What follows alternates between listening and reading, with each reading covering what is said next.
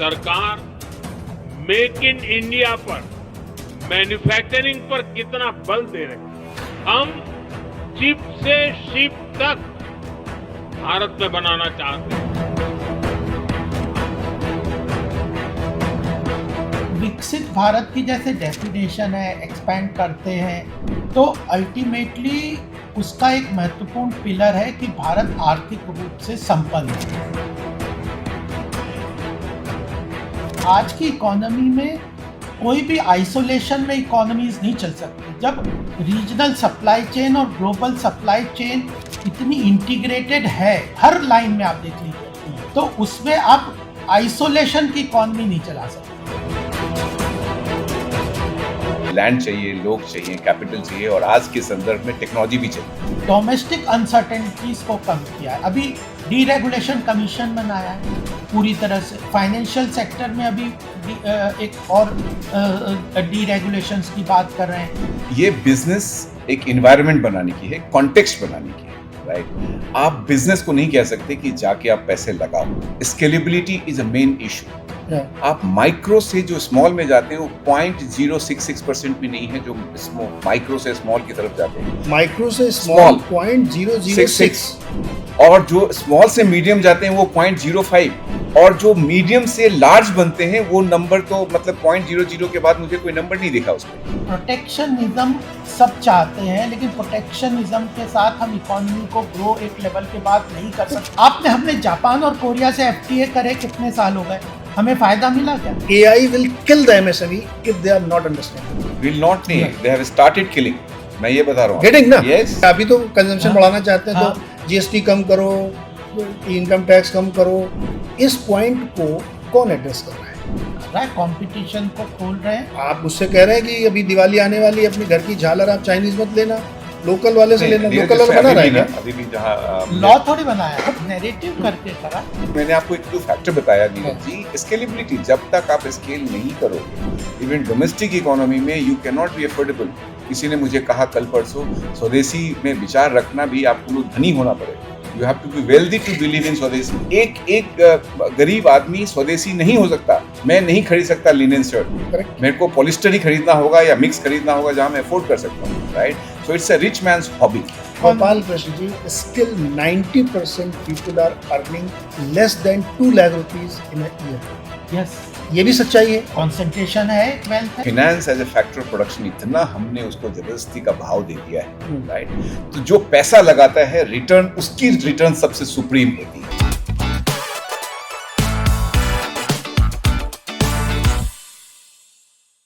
तो चलिए शुरुआत करते हैं दोस्तों, और स्टेट ऑफ इकोनॉमी पे आज हम बातचीत करेंगे। प्रधानमंत्री जी कई बार अभी रिसेंट हाल ही में उन्होंने स्वदेशी की बात की है, मेक इन इंडिया, और स्वदेशी अपनाइए, स्वदेशी का इस्तेमाल करिए, क्योंकि जो जियो पॉलिटिकल सिचुएशन है उसमें ये नारा बहुत ही ज़रूरी है। लेकिन इसका मतलब क्या है, कैसे होगा ये, और स्वदेशी का रियल मीनिंग क्या है, इन सब पे बातचीत आज करेंगे। हमारे साथ दो बहुत ही खास मेहमान 2G हैं। एक गोपाल कृष्ण अग्रवाल जी, जो भारतीय जनता पार्टी के नेशनल स्पोक्स पर्सन है, लेकिन उससे ज़्यादा पहचान है कि इकोनॉमिस्ट भी हैं। दूसरे मेरे मित्र गोपाल कुमार जी हैं, ये इकोनॉमिस्ट हैं, एक्चुरी हैं। एक्चुरी मतलब जो इंश्योरेंस की कैसे तय होता है वो बनाते हैं। तो दोनों को सर बहुत बहुत स्वागत है। बड़ा मज़ा आ रहा है, दो गोपाल हमारे साथ हैं। गोपाल के देश में दो गोपाल हमारे साथ हैं। धन्यवाद। तो दोनों से गपशप होगी कि कैसे देश में क्या चल रहा है इस समय। तो गोपाल कुमार जी, पहले आप बताइए, क्योंकि आप पार्टी से भी जुड़े होंगे, लेकिन आज हम लोग राजनीति से ज़्यादा देश की इकोनॉमी समझेंगे।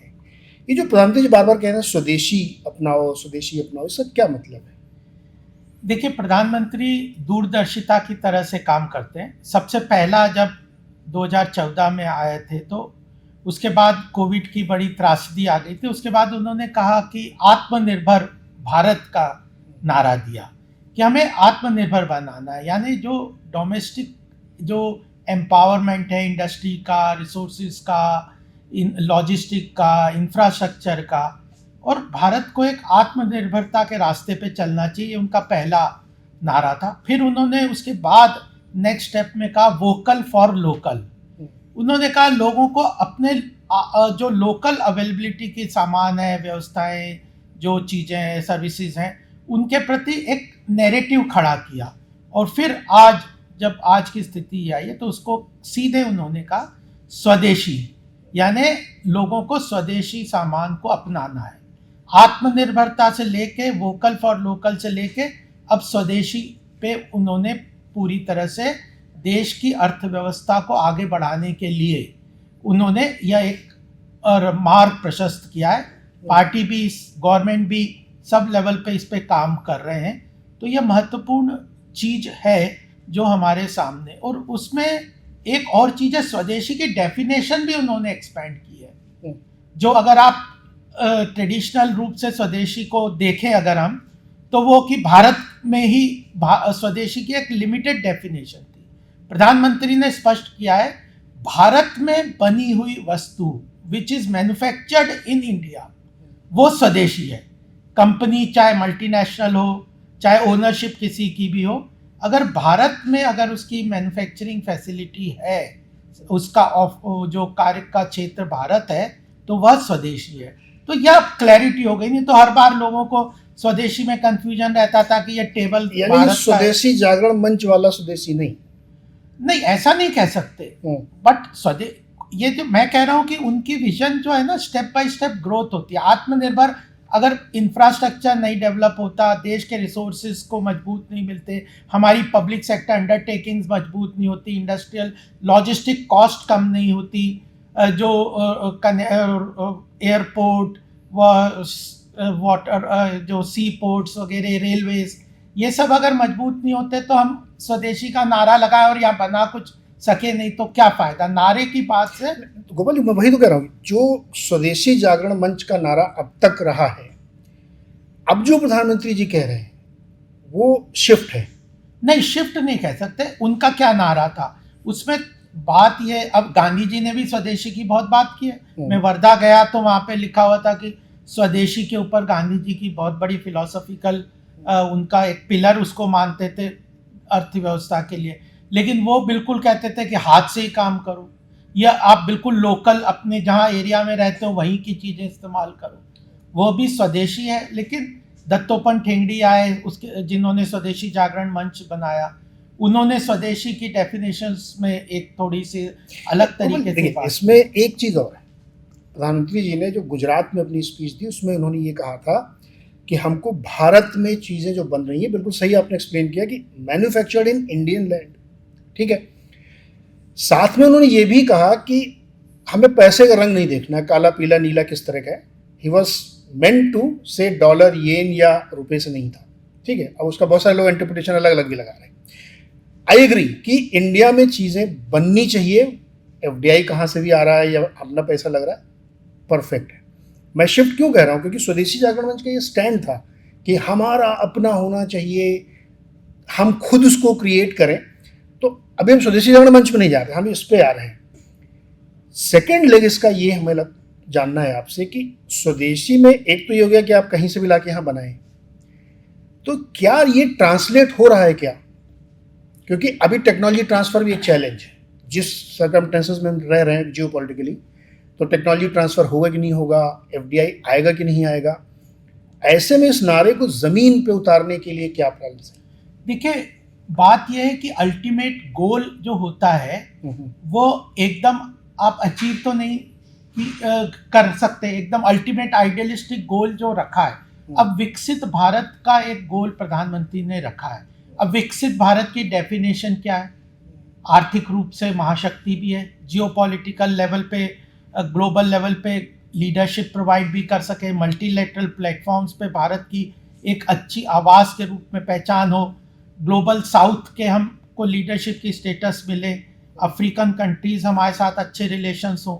तो विकसित भारत की जैसे डेफिनेशन है, एक्सपैंड करते हैं, तो अल्टीमेटली उसका एक महत्वपूर्ण पिलर है कि भारत आर्थिक रूप से संपन्न हो। और आर्थिक रूप से संपन्न कब होगा? जब उसका जो आर्थिक संपन्नता है वह आत्मनिर्भरता से आएगी। यानी हमारे पास क्रिटिकल मिनरल तो है नहीं, हमें डिपेंड करना पड़ता है, हमें बाहर से इंपोर्ट करना। अगर इलेक्ट्रिक व्हीकल की बात कर रहे हैं, रिन्यूएबल एनर्जी की बात कर रहे हैं, सोलर एनर्जी की बात कर रहे हैं, आज की इकोनॉमी में कोई भी आइसोलेशन में इकोनॉमीज नहीं चल सकती। जब रीजनल सप्लाई चेन और ग्लोबल सप्लाई चेन इतनी इंटीग्रेटेड है, हर लाइन में आप देख लीजिए, तो उसमें आप आइसोलेशन की इकोनॉमी नहीं चला सकते।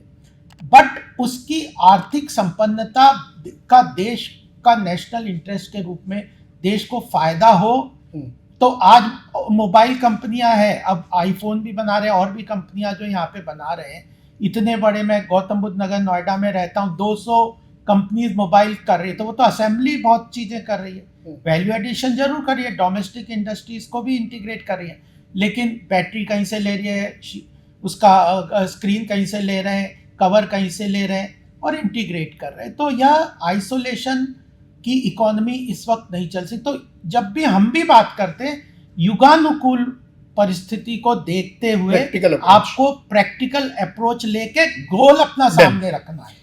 गोपाल कुमार जी, ये जमीन पे कैसे ट्रांसलेट होगा? क्योंकि हमारे देश की जो स्टेटेड पॉलिसी है, गोपाल जी, ये आपसे पहले गोपाल जी समझ लेता हूँ, गोपाल कुमार जी से, वो कंजम्पशन ड्रिवन इकोनॉमी की है।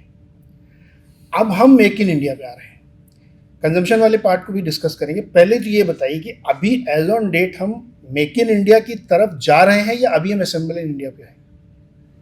बहुत बहुत बढ़िया सवाल है। सबसे पहले आपको धन्यवाद, आपने हमारे मेंटर के साथ एक फ्रेम में मौका दिया हमें साथ में रखने के लिए, और ये विषय भी बहुत महत्वपूर्ण है आज के संदर्भ में, चाहे वो डोमेस्टिक कंसर्न देखें या इंटरनेशनल देखें। एक ज़मीन पे लाना और एक थॉट प्रोसेस में रखना गैप होता है, राइट? उसमें कुछ लैग इफेक्ट होते हैं, इमीडिएटली नहीं होता। But to answer your question specifically, देखिए डिमांड कर्व, सप्लाई कर्व दोनों ही होते हैं इकोनॉमी में, राइट? कौन पहले कौन बाद में, उसके अलग अलग अपने फ़ायदे और नुकसान हैं। अगर आपके पास सप्लाई ज़्यादा हो और डिमांड नहीं हो तो सप्लायर भी डिस्करेज हो जाएगा आगे और सप्लाई बढ़ाने के लिए, और आपके पास डिमांड हो और सप्लाई नहीं हो तो प्राइस बढ़ेगा, राइट? तो दोनों तरफ उनकी अलग अलग खामियां हैं, फ़ायदे हैं। दोनों साथ में चलना भी अपने आप में मुश्किल है, बिकॉज डिमांड आप इमीडिएटली क्रिएट कर सकते हो, बहुत सारे ऐसे फिजिकल मॉनेटरी इंसेंटिव से आप डिमांड क्रिएट कर सकते हो, बट सप्लाई को क्रिएट करने में, बिल्ड करने में टाइम लगता है, एक उसका लैग इफेक्ट है। तो गैप तो हमेशा रहेगा Neeraj ji. But make in India जहाँ तक मुझे समझ में आता है, एक बहुत अच्छी पहल है। पहल अच्छी होना और उस पर साथ में मिलकर काम करना और उसमें कंसेंसस बनाना, बिकॉज आप सप्लाई की जब बात कर रहे हैं तो सप्लाई के लिए आपको 4 चीज़ें चाहिए नीरज जी, जो प्रोडक्शन के फैक्टर ऑफ प्रोडक्शन बोलते हैं, जिनको आपको पास लैंड चाहिए, लोग चाहिए, कैपिटल चाहिए, और आज के संदर्भ में टेक्नोलॉजी भी चाहिए। Correct. आपके पास लोग हैं, आपके पास लैंड है, सरकार भी हेल्प करती है लैंड एक्विजिशन में, क्या आपके पास सफिशिएंट कैपिटल है और क्या आपके पास सफिशिएंट टेक्नोलॉजी है? शायद ये 2 विषय है जहाँ से हम ग्लोबलाइजेशन की तरफ बढ़े थे, राइट? जहाँ हमारे पास कैपिटल स्कैर्स है तो हम बाहर से कैपिटल लें, या हमारे पास टेक्नोलॉजी नहीं है तो हम बाहर से टेक्नोलॉजी लें। बट स्वदेशी आप देखेंगे तो इसका मतलब ये नहीं कि सब कुछ अपना हो, और मैं इसको कहीं ना कहीं एक अपने संस्कृति से जोड़ता हूँ। अगर आप अपने कल्चर के 5 स्तंभ को देखेंगे, जो मैं समझता हूँ, एक पहला है स्तंभ डाइवर्सिटी, राइट? चाहे वो रीजनल डाइवर्सिटी हो, और हमारे स्वदेशी या पहले जो SSI और उसके पहले कॉटेज इंडस्ट्री था, कहीं ना कहीं उसका डाइवर्सिटी से बहुत ही लेना देना था। दूसरा कहीं ना कहीं स्पिरिचुअल भी था, पहले जो कॉटेज इंडस्ट्री थी, स्पिरिचुअल मीन्स हम प्रॉफिट मोटिव नहीं होता था, कहीं ना कहीं हम धर्म, सेवा और संगठन की बात करते थे, ठीक है? और उसमें दूसरी थी, हम फैमिली ओन्ड हुआ करते थे, कम्युनिटी बेस्ड होते थे, टॉलरेंस था, बिकॉज हमारा वो गांव के स्तर पर एक दूसरे से जुड़ा था, हमारा मैन्युफैक्चरिंग कैपेसिटी या स्मॉल स्केल इंडस्ट्री, राइट? तो इन सब चीज़ों से जो स्वदेशी is not just having your own raw material और your own factor of production. अब स्वदेशी पॉलिसी भी आपकी है तो कहीं ना कहीं आप उन चीज़ों को गाइड कर। क्या अभी ये मिसिंग फैक्टर है जो आप बता रहे हैं? एक फैक्टर उसमें जैसे कि प्रॉफिट वाला है, बिजनेस का मोटिव प्रॉफिट मेकिंग। अब देखिए, इसको बहुत ध्यान से सभी दर्शक भी समझ लें, जो बिजनेस करने जाता है उसका मोटिव प्रॉफिट बनाना है। सेकेंडरी आता है कि वो केवल प्रॉफिट मेकिंग पे ही फोकस ना करें। अनफॉर्चुनेटली आजकल हमारे स्टार्टअप खाली वैल्यूएशन पे फोकस कर रहे हैं, दैट्स अ डिफरेंट इशू। इस परिस्थिति में जहां बिजनेस सिर्फ प्रॉफिट में दिख रहा है, गोपाल जी की सरकार ने इतनी मेहनत की, प्राइवेट कैपेक्स नहीं हो रहा है, क्यों नहीं उतर रहा? मैं यही जानना चाह रहा हूं आपसे कि assemble in India, real make in India में क्यों नहीं उतर रहा है? देखिए, जो एक पुरानी उद्भव था एक हमारी स्मॉल स्केल इंडस्ट्री का, वो आज 3 आयाम उसके हैं। एक उसकी इकोनॉमिक डायमेंशन है, एक उसका सोशल डायमेंशन है, एक पॉलिटिकल डायमेंशन भी है। एक उसका अगर आप देखेंगे सोशल डायमेंशन, तो हम इंक्लूजन की बात करते हैं, राइट। हम सबको एक साथ जोड़ के, चाहे वो कैपिटल प्रोवाइडर हो, चाहे हमें वो लैंड दे रहा हो, चाहे लोग आ रहे हो साथ में, या किसी के पास अगर पेटेंट है, टेक्नोलॉजी दे रहा हो, तो हम सब एक साथ जोड़ के एक सोशल इंक्लूजन की बात करते हैं, जो हमारी सरकार ने भी किया है, राइट।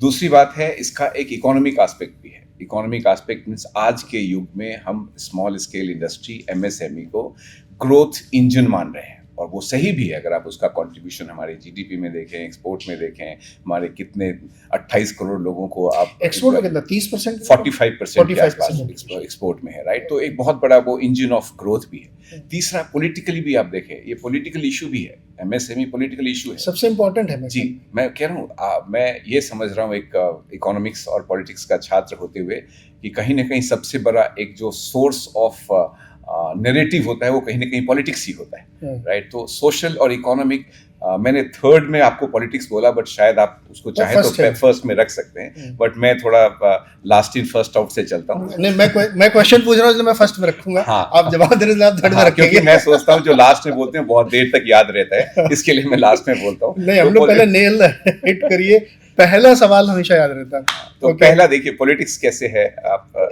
7 करोड़ एमएसएमई, 28 करोड़ लोग काम करते हैं, 20% महिलाएं ओन करती हैं, राइट। तो एक बहुत बड़ा एक वोट बैंक नहीं कहना चाहिए, एक हमारा पॉपुलेशन का सेगमेंट है, जहां उनके इंटरेस्ट को आपको समझना होगा, ठीक है। चाहे वो रीजनल डिस्पैरिटी की बात देख लें, आप ग्रोथ देख लें, हमारे देश में भी बहुत रीजनल डिस्पैरिटी है। आप साउथ वर्सेस नॉर्थ देखें, वेस्ट वर्सेस ईस्ट देखें, राइट। तो कहीं ना कहीं उसको एक एमएसएमई ही एक ऐसा है जो इस गैप को पाट सकती है, राइट। तो एक पॉलिटिकल इशू भी है। तो आज पॉलिटिकल फ्रेमवर्क या पॉलिटिकल डिसीजन मेकिंग में जो प्रधानमंत्री जितनी बार कहते हैं, और कहीं ना कहीं उनके दिमाग में आत्मनिर्भर भारत या एमएसएमई की बात होती है, वो भली भांति समझते हैं कि इसका कितना योगदान है हमारे देश में एक सोशल, इकोनॉमिक एंड पॉलिटिकल समावेशी पॉलिसी बनाने में। बट ये इसको जमीन पे लाना, जितना कहना आसान है उतना करना आसान नहीं है। बिकॉज जब डेमोक्रेसी में कंसेंसस बेस्ड आप ढूंढने जाते हैं, हमारी 4 पार्टियां हैं जिनको समझाना होगा, तो एक टाइम तो लगता है। गोपाल जी, आप दोनों लोग इकोनॉमिस्ट हैं। वाइसेस सर्कल या वर्चुअस सर्कल टूटता तभी है जब कोई एक सिरा उसका तोड़ दिया जाता है, अपने आप नहीं टूटता वो। उस तोड़ने की प्रक्रिया का जो पेन होता है, someone has to bear. Politics को बेयर करना है, लोगों को बेयर करना है, इंडस्ट्री बेयर करना है। अनफॉर्चुनेटली शायद इस समय उसको कोई बेयर नहीं करना चाहता, राइट। इसलिए वो टूट ही नहीं रहा है। वो सब एक दूसरे से लिंक्ड है। मैं मुनाफा करूंगा, मैं ये करूंगा, मैं वो करूंगा, सरकार इंटेंट करेगी, लेकिन वो मेरा जो क्वेश्चन कि हो क्यों नहीं रहा है, वो शायद इसलिए क्योंकि उस जिंक्स को कोई तोड़ना नहीं चाहता। मेरे को क्या पड़ा, सानू की लाइफ चल रही इजी, डिविडेंड डिसरप्शन, एग्जैक्टली। वो डिसरप्शन का पेन कोई ले तभी बात बनेगी। अभी हम लोग डीप डाउन करेंगे जब एसएमई और माइक्रो पे तो आएंगे। एक सवाल आपसे और गोपाल कृष्ण जी, बिग पिक्चर देखिए इंडिया की। हमको कॉन्ट्रडिक्शन दिखता है आपकी पॉलिसी में, आप मुझे एक्सप्लेन करिएगा। हम कंजम्पशन ड्रिवन इकोनॉमी बना रहे हैं, 12,75,000 रुपये इफेक्टिवली टैक्स फ्री, ठीक है, जीएसटी कम। ये क्या है? ये कंजम्पशन ड्राइव करने का तरीका है। हाथ में पैसा है, कंजम्पशन ड्राइव करें। दूसरी तरफ आप कह रहे हैं मेक इन इंडिया, जो कि प्रोड्यूसर इकोनॉमी का सिंबल है। दोनों में आप कॉन्ट्रडिक्शन कर रहे हैं। कैसे? आप क्या बनाना चाहते हैं, कंजम्पशन ड्रिवन या प्रोड्यूसर ड्रिवन? नहीं, देखिए, इकोनॉमी का तो बेसिक फंडामेंटल प्रिंसिपल है डिमांड और सप्लाई को मैच करना है। आज अगर आपने पहले कहा कि प्राइवेट कैपिटल फॉर्मेशन नहीं हो रहा, तो वो एक चैलेंज के रूप में हम स्वीकार करते ही थे। उस चैलेंज को मीट आउट करने के लिए, इकोनॉमी में डिमांड क्रिएट करने के लिए, हमारी सरकार ने इंफ्रास्ट्रक्चर स्पेंडिंग लगभग 11 लाख करोड़ का कई वर्षों से शुरू कंटिन्यूसली हर साल किया इंफ्रास्ट्रक्चर। उसने ईज ऑफ डूइंग बिजनेस किया, लॉजिस्टिक कॉस्ट कम किया और डिमांड इकोनॉमी में बढ़ाई। तो अल्टीमेटली किसी भी एक पॉलिसी का एक इम्पैक्ट नहीं होता, मल्टीपल उसके इम्पैक्ट और मल्टीपल उसके ऑप्शंस होते हैं जिनको समावेश करके वो लेके आए। अब उसके बाद महत्वपूर्ण है कि साथ में फिर PSUs को सरकार ने जोड़ा, उन्होंने भी लगभग जो गवर्नमेंट का 11 लाख करोड़ का एनुअल एक्सपेंडिचर ऑन इंफ्रास्ट्रक्चर है, लगभग 10 से 12 लाख करोड़ का capex public sector undertakings continuously कर रही है। वो भी एक सक्सेस स्टोरी एक तरीके से है। इन दोनों ने, और थर्ड जो सरकार ने क्या थे कि अब ये सब डिमांड क्रिएट मल्टीपल करना, तो प्राइवेट कैपिटल कैसे बढ़ेगा? क्या वो तो डिमांड को देख के फिल करने के लिए क्या इंडस्ट्री रेसिप्रोकेट नहीं कर रही गवर्नमेंट के इंटेंट पे? कर रही है। अगर इंडस्ट्री को डिमांड मिलेगी तो private capital formation, private investment automatically होगा। गोपाल जी, 10 साल में सरकार ने कैपेक्स किया, हाँ, हर साल 11 लाख करोड़, हाँ, बढ़ाया, बढ़ाते ले आए। कॉर्पोरेट टैक्स इनकम टैक्स से नीचे है, हाँ, इनकम टैक्स का कलेक्शन ज्यादा हो रहा है। फिर आपने और इनकम टैक्स छूट दे दी, GST काट दी, तो गवर्नमेंट ने तो ऑल आउट कंजम्पशन ड्राइव करने के लिए कर दिया। बिल्कुल। प्राइवेट ने कैसे रेसिप्रोकेट किया?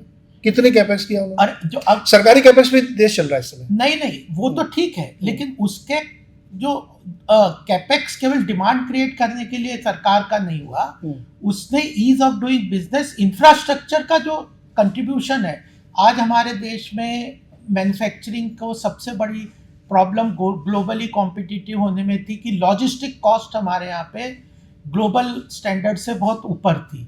तो जो इंफ्रास्ट्रक्चर डेवलपमेंट हुआ, रेल का, रोड का, फ्रेट का, एयरपोर्ट का, सागरमाला प्रोजेक्ट वगैरह हैं, अब पोर्ट की शिपिंग, अभी परसों नरसों गवर्नमेंट ने शिपिंग को इंफ्रास्ट्रक्चर इंडस्ट्री का स्टेटस दिया है। तो इन सब से जो लॉजिस्टिक कॉस्ट कम हुई है, अल्टीमेटली हमारे मैन्युफैक्चरिंग को ग्लोबली कॉम्पिटिटिव करने के लिए उनकी कॉस्ट कम करनी है।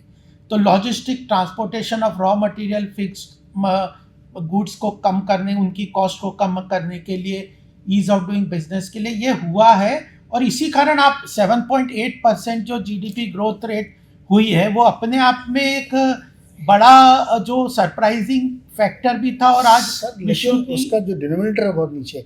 ये वाला सवाल, ये सवाल का जवाब आप दीजिए मुझे। क्या गवर्नमेंट के इंटेंट पे इंडस्ट्री रिस्पॉन्ड कर रही है?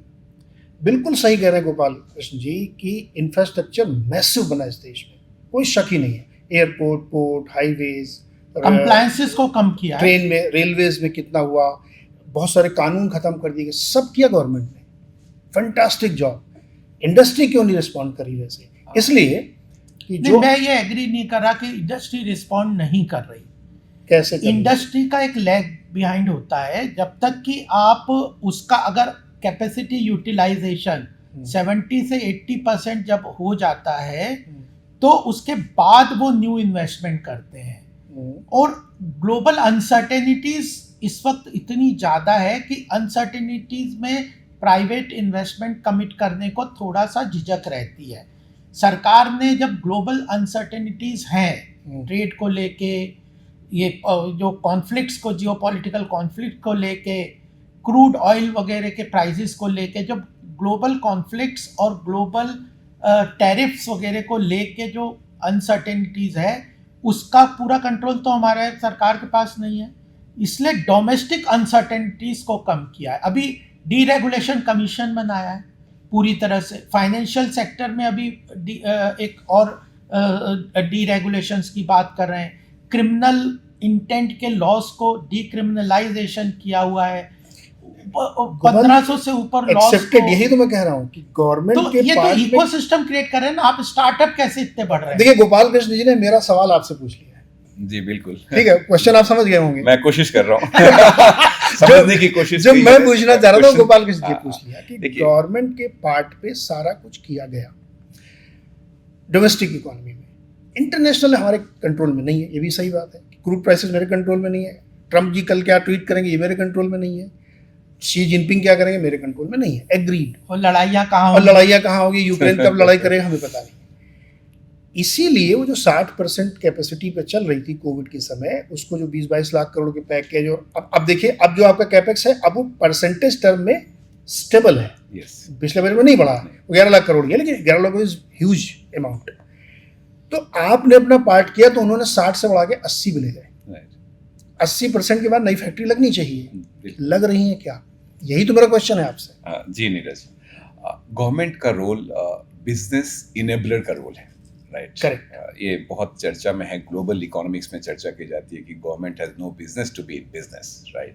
ये सरकार का कहना, मोदी जी ने कहा था कि हाँ, तो business ये is not my ग्लोबली ये business. चल रहा तिजारत था, करना मेरा काम नहीं है। ग्लोबली ये चल रहा है, बट अभी कुछ चेंज आ रहा है उसमें, ग्लोबलाइजेशन अपने नए स्वरूप में आ रहा है, तो उसका भी परिवर्तन हो रहा है उसमें। बट गवर्नमेंट का रोल एक बिजनेस इनेबलर की तरह है, राइट? जैसे गोपाल जी कह रहे थे, इंफ्रास्ट्रक्चर की बात है, सप्लाई चेन की बात है, लॉजिस्टिक की बात है। ये बिजनेस एक इन्वायरमेंट बनाने की है, कॉन्टेक्स्ट बनाने की है, राइट? आप बिजनेस को नहीं कह सकते कि जाके आप पैसे लगाओ, right? You can create that environment जहां पे they get attracted. But ultimately आज के वर्ल्ड में दो चीजें बहुत जरूरी है जो समझना पड़ेगा। बिजनेस एनवायरनमेंट कैसा है? बिजनेस एनवायरनमेंट, आपके कंप्लायंस भी उसमें आते हैं, आपका कॉस्ट ऑफ कैपिटल भी आता है, ठीक है? और सबसे इंपॉर्टेंट चीज आता है रिस्क।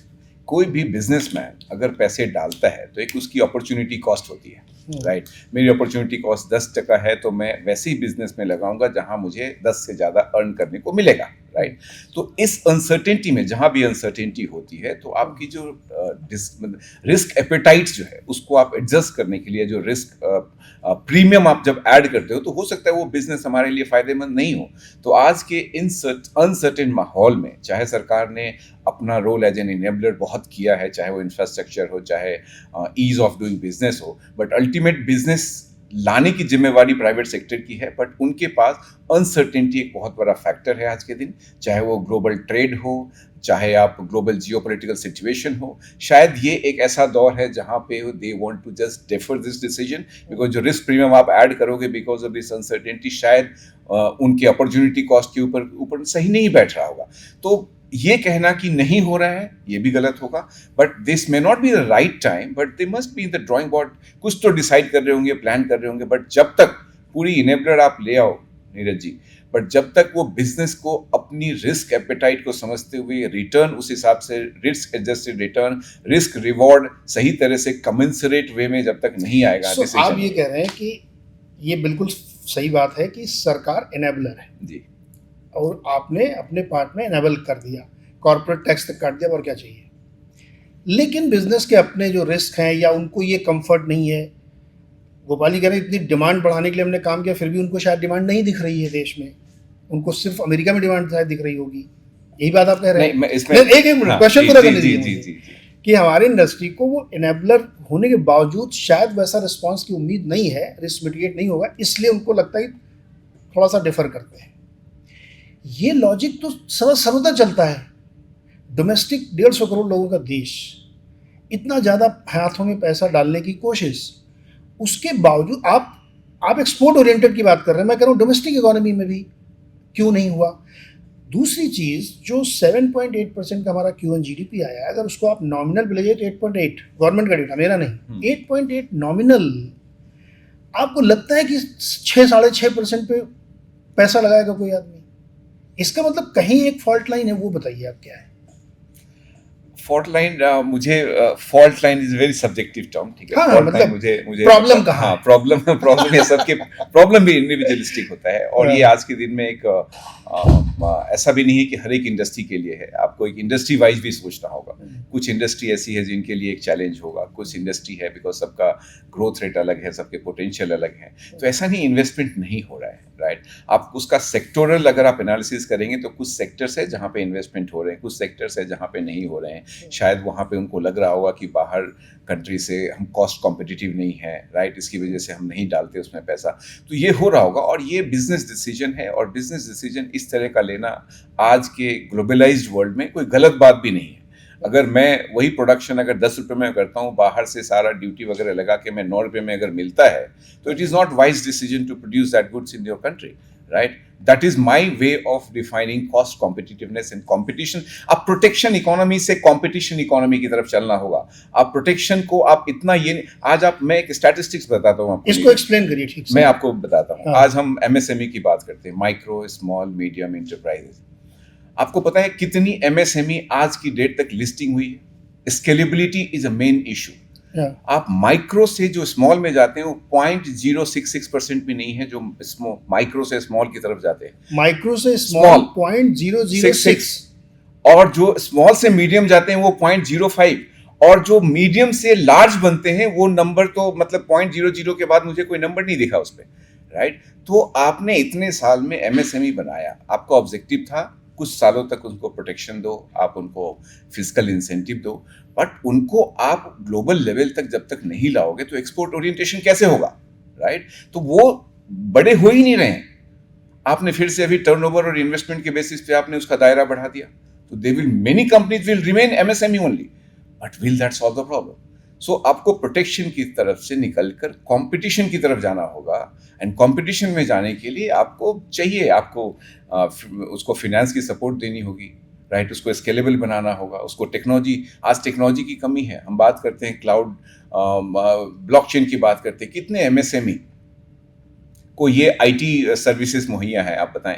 मैं बहुत एमएसएमई के साथ में, मेरे क्लाइंट भी हैं, वो समझ नहीं पाते आईटी में क्या करूं मैं, राइट। तो बहुत बड़ा चैलेंज है, वो बड़े नहीं हो रहे हैं, और जब तक वो बड़े नहीं होंगे तो बिल्कुल फनेल आपका तो वैसे ही चौक। सर आप मेरा काम आसान कर रहे हैं सर, ये सवाल है आपके लिए।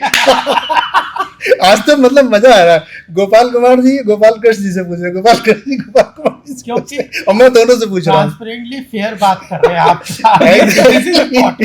देखिए दर्शकों को पहले बता, देखिए इस पॉडकास्ट का मतलब ये है कि सिचुएशन एनालिसिस, इसको सब्जेक्टिव मत लीजिएगा जो हम तीनों लोग बात कर रहे हैं, but you need to understand, क्योंकि जब तक आप कोर इशू नहीं समझेंगे आप उसको सॉल्व नहीं कर सकते। डॉक्टर के पास आप गए, आप उसने पैरासिटामोल दे दी, आपका बुखार ठीक हो गया, लेकिन पता लगा अंदर से कुछ और गड़बड़ है।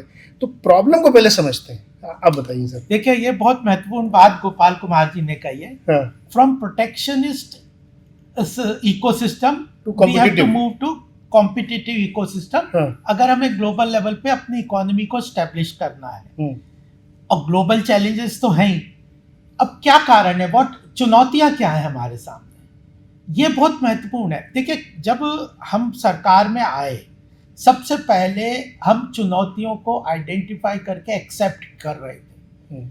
Twin balance sheet problems, bank की एनपीए, इनको हमने क्लियर कट आइडेंटिफाई किया, उसको कारपेट के नीचे नहीं बिछाया, उसका एक सॉल्यूशन आईबीसी के अंतर्गत लेके आए।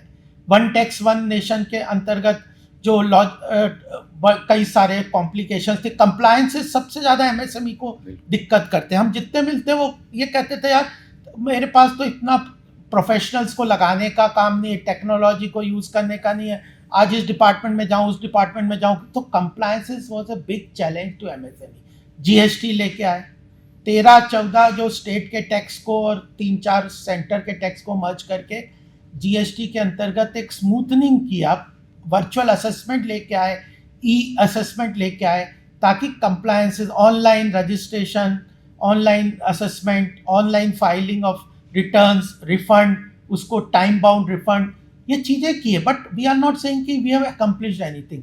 56 अमेंडमेंट हुए जीएसटी में, ये 56वां अमेंडमेंट है जिसको हम नेक्स्ट जेन जीएसटी रिफॉर्म्स के रूप में कह रहे हैं। तो ये कंप्लायंसेस को, डीरेगुलेशंस को, तो सबसे बड़ा चैलेंज एमएसएमई को ग्रोथ को लाने के लिए था कि उसकी जो चुनौतियों को हम आइडेंटिफाई करके उसके सॉल्यूशंस की तरफ बढ़ें। अभी भी एक चीज़ है जो कि मैं आज स्पष्ट रूप से आपके सामने कहना चाहता हूँ, वो है फैक्टर मार्केट रिफॉर्म्स अभी हमारी बहुत बड़ी आवश्यकता है। लेबर रिफॉर्म्स चाहिए। देखिए लो हैंगिंग फ्रूट्स धीरे धीरे कम होते गए। आज हमारी इकोनॉमी तेज़ी से बढ़ती जा रही है, विश्व की सबसे तेज गति से बढ़ती हुई इकोनॉमी है। हम 4th लार्जेस्ट बन गए, इस साल के एंड तक हम 3rd लार्जेस्ट बन जाएंगे economy in the global level पे, और 2038 में कहते हैं हम 2nd लार्जेस्ट बन जाएंगे। तो ये बैठे रहने से नहीं बनेगा। ये कई लोग कहने लग गए कि ऑटो पायलट पे हो गई इकोनॉमी, ऑटो पायलट पे नहीं होगी। कंटिन्यूसली रिफॉर्म्स लाने पड़ेंगे, उस कमिटमेंट के साथ, पॉलिटिकल विल पावर के साथ आगे बढ़ना पड़ेगा। वो पीएम मोदी ने दिखाया। 6.5% ग्रोथ से संतुष्ट है? नहीं, हम तो कह रहे हैं कि हमें 8% के आसपास जाना पड़ेगा। कैसे? क्योंकि इसी के लिए तो नहीं, कैसे जाएंगे? वो फैक्टर मार्केट रिफॉर्म्स हैं। एमएसएमई को जो पूरा फोकस है इस वक्त करेंटली मैन्युफैक्चरिंग सेक्टर को मजबूत करना है। अब आप एक एक सेक्टर्स को देख लीजिए। पीएलआई एक तरीके से 14 सेक्टर्स में लाए, ग्रीन फील्ड प्रोजेक्ट्स में लेके आए। अब लोगों को कहना है कि ब्राउन फील्ड को भी लेके आए, उसमें एमएसएमई को या पीएलआई में फ़ायदा नहीं मिल रहा, उन लोगों को इंटीग्रेट करिए। उनके क्रेडिट अवेलेबिलिटी के लेवल पे भी बहुत सारे चेंजेस लेके आने हैं। उनको टेक्नोलॉजी का यूज़ है, ओएनडीसी लेके आए, जेम लेके आए, गवर्नमेंट ई मार्केट। और ओएनडीसी अपने आप में इतना बड़ा ई कॉमर्स प्लेटफॉर्म है रिटेल ट्रेड के लिए। विश्वकर्मा योजना, ये मैं बता रहा हूँ कि सारी चीज़ों को, लेकिन कुछ डेमोक्रेसी के चैलेंजेस भी हैं। लैंड रिफॉर्म्स कोशिश की थी, नहीं हुए। क्यों? पॉलिटिकली उसके लिए वो कंड्यूसिव एनवायरनमेंट कुछ लोगों का वेस्टेड इंटरेस्ट के कारण नहीं बना। लेबर नोटिफिकेशन अभी बाकी है। तो जीएसटी के इतने रिफॉर्म्स कर रहे हैं, आईबीसी के कर रहे हैं। नहीं गोपाल कुमार कृष्ण जी, मैंने पहले कहा ये गवर्नमेंट के इंटेंट और गवर्नमेंट की से काम करने में दिक्कत नहीं, वो ट्रांसलेट नहीं हो रहा। मेरा क्वेश्चन यही है। तो ग्लोबली कॉम्पिटिटिव करने के जो बेसिक प्रश्न है कि प्रोटेक्शनिज्म सब चाहते हैं, लेकिन प्रोटेक्शनिज्म के साथ हम इकोनॉमी को ग्रो एक लेवल के बाद नहीं कर सकते। क्यों दे रहे हैं? इसीलिए तो कॉम्पिटिटिव करने के हमने जापान और कोरिया से एफटीए करे, कितने साल हो गए, हमें फायदा मिला क्या? फ्री ट्रेड एग्रीमेंट अपने आप में फायदा नहीं करेंगे। हमें अपनी इंडस्ट्री को कॉस्ट इफेक्टिव बनाना है। तो यही तो आप इसलिए तो कर रहे हैं। आप इनके जवाब संतुष्ट हैं? देखिए, ये कॉम्पिटिटिव बन गई इंडस्ट्री में, कॉम्पिटिटिव बना रहे हैं, कह रहे हैं कि ये एक यात्रा है, एक जर्नी है, राइट, कॉम्पिटिटिव बनाना। बट मेरा एक इस पे टेक है। देखिए, दो तरह की ना, एक पॉलिटिकल कॉम्पनसेशन होता है, राइट। आप इंटाइटलमेंट की पॉलिटिक्स करते हैं या एम्पावरमेंट की पॉलिटिक्स करते हैं, ठीक है। इंटाइटलमेंट्स में जो अधिकार है, मुझे चाहिए तो मिलेगा, राइट। मुझे ये छूट चाहिए तो ये छूट चाहिए, यहाँ पे ये स्कीम्स चाहिए, राइट। वो सही है, पर क्या हम उस इंटाइटलमेंट के माध्यम से अपने इकोनॉमी में लोग या रिसोर्स हैं उसका हम एम्पावरमेंट कर रहे हैं? मुझे जो लगता है, ये जो रेफरेंस आप स्कीम्स की बात कर लो, बहुत सारे स्कीम्स हैं, बहुत बढ़िया बढ़िया स्कीम्स हैं। अब एमएसएमई में मैंने एक एनालिसिस करी, ओवरलैपिंग ऑफ स्कीम्स भी है। अगर आपको टेक्नोलॉजी के लिए पैसे चाहिए, 4 स्कीम है, राइट। अब एमएसएमई जो है ना, वैसी अवेयरनेस कम है, उनको समझ, कंप्लायंस के लिए भी उनको चाहिए, लोग चाहिए जो समझाने वाले। तो इसमें कंसल्टेंट आ रहे हैं कि आपके लिए कौन सी स्कीम उपयुक्त है और आप उसमें एडवाइजरी देने लगे। तो ये मल्टीप्लिसिटी ऑफ स्कीम्स एक इशू है, ठीक है। दूसरा इशू जो बहुत मतलब समझने वाली बात है, एमएसएमई के लिए ना आप एक ट्रेनिंग, एक उस तरह का इकोसिस्टम आप नहीं ला पा रहे हैं।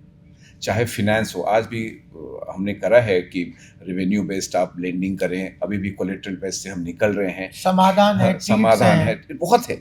लेकिन ना एक अवेयरनेस, एक पॉलिसी लाना, मैं बता रहा हूँ कि आप अगर बताएं, मेरे को आप पूछेंगे कि कौन कौन सी स्कीम किस क्षेत्र में है, मैं भी एक एमएसएमई से आता हूँ, मुझे नहीं पता है, राइट। तो एक अवेयरनेस, एक स्कीम लाना और उसको जनता तक पहुँचाना भी अपने आप में एक चैलेंज है, राइट। वो चैलेंज कहीं ना कहीं हमें समझना होगा। दूसरा एक जो मुझे समझ में आता है वो है चैलेंज टेक्नोलॉजी का है। अगर आप एक प्रोटेक्शन से निकल कर ग्लोबल कॉम्पिटिटिवनेस की तरफ जाएंगे तो टेक्नोलॉजी का बहुत बड़ा यूज है और उसके लिए आपको पैसे चाहिए, कैपिटल चाहिए। तो फाइनेंशियल प्रॉब्लम और टेक्नोलॉजी प्रॉब्लम दोनों एक साथ जुड़े हुए भी हैं।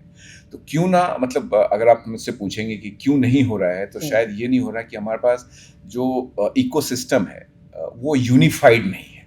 यूनिफाइड अगर आप कहें तो एक दूसरे से वो बात नहीं कर रहे। फाइनेंशियल प्रॉब्लम अलग, टेक्नोलॉजी प्रॉब्लम अलग, ट्रेनिंग प्रॉब्लम, स्किल डेवलपमेंट अलग, राइट। अगर मैं रजिस्ट्रेशन लेने जा रहा हूँ मैं, ठीक है, तो मुझे वहीं पे आप किसी क्यों ना पीईवीसी से मिलवा देते हैं, कोई सीडबी या किसी इस तरह के बैंक या रिफाइनेंसिंग ऑर्गेनाइजेशन से, मुझे उसी प्लेटफॉर्म पे मिलवा दे जो मुझे पैसे दे सकता है, उसी प्लेटफॉर्म से मिलवा दे जो मुझे टेक्नोलॉजी। आप ये कह रहे हैं कि single Windows like honeycomb window, जहाँ पे देखने में तो सिंगल लग रही है, उसमें 76 विंडो बनी हुई है। ये वो आप उसको यूनिफाई करिए। इकोसिस्टम में बहुत काम हुआ है नीरज जी, लेकिन वो एक काम जो बाकी है उसको आप यूनिफाई करना, उसको एक यूनिफाइड प्लेटफॉर्म दें। बहुत सारे कंट्री में जैसे आप रजिस्ट्रेशन करने जाएंगे ना, आपकी कंपनी के प्लांट मशीनरी का इंश्योरेंस हो जाता है वहीं पे, बिना उसके आप आगे नहीं बढ़ सकते। आज आप कार खरीदते हैं, शोरूम से इंश्योरेंस करा के निकलते हैं, राइट। और तीसरा सबसे बड़ा मुद्दा है रिस्क। मैंने बहुत एमएसएमई एसोसिएशंस के साथ रिस्क पे बात करी है। वो कहते हैं मुझे एसेट लायबिलिटी मिसमैच नहीं समझ आता, डिफॉल्ट कहाँ से होगा मुझे समझ नहीं आता, हमारे पास बार्गेनिंग पावर नहीं है, हम बड़े लार्ज कंपनीज को हम सप्लाई करते हैं। तो गोपाल भाई, ये जैसे बहुत सारी एमएसएमई आपने बताया कि कितने कन्वर्ट हो पाते हैं, आप ये भी कह रहे हैं कि जो प्रोटेक्शनिज्म है वो ओवर है, let them die some of industries. अगर वो नहीं सर्वाइव कर पा रहे उनको जबरदस्ती ढोने की जरूरत है क्या? नहीं, वो हो रहा है, वो आप जो कह रहे हैं वो अपने आप ही हो रहा है, हाँ। लेकिन जो रह जाता है उसकी न्यूज बनती है, जो नहीं है उसकी न्यूज नहीं बनती है। बहुत सारे ऐसे, क्योंकि सबको सब स्टार्टअप जो business स्टार्ट कर ही लेंगे ऐसा कोई जरूरी स्टार्टअप थोड़ी जो है। स्टार्ट होता है वो एमएसएमई से ही स्टार्ट होता है, राइट? हाँ। कितने स्टार्टअप आपके सक्सेसफुल हो रहे हैं, वो जा रहे हो, हम्म। मोर्टालिटी बहुत ज्यादा है स्टार्टअप में, राइट? बट फिर भी जितने हैं उनको आपको अगर बचाना है और नेक्स्ट लेवल तक लेके जाना है, the challenge is to make them grow, provide that environment where they can become large enterprise, right? Give jobs to millions, right? Create your own brand. आप एक एग्जांपल दूं आपको पेटेंट का। को पता है पिछले 4 साल में एमएसएमई का पेटेंट, नंबर ऑफ पेटेंट्स जो मिले 310% आगे बढ़ा है। 310% से ज्यादा नंबर ऑफ पेटेंट्स होंगे MSME. Huge potential, but still very low बहुत कम है, लेकिन आप as percentage compare to China and US. आप एब्सोल्यूट नंबर को मत देखिए नीरज जी, मैं कह रहा हूँ वेरी लो परसेंटेज देखिए परसेंटेज। ओके, वो ग्रोथ तो rate is okay competitive level तो- पे तो हम चाइना से पीछे हैं ही। है।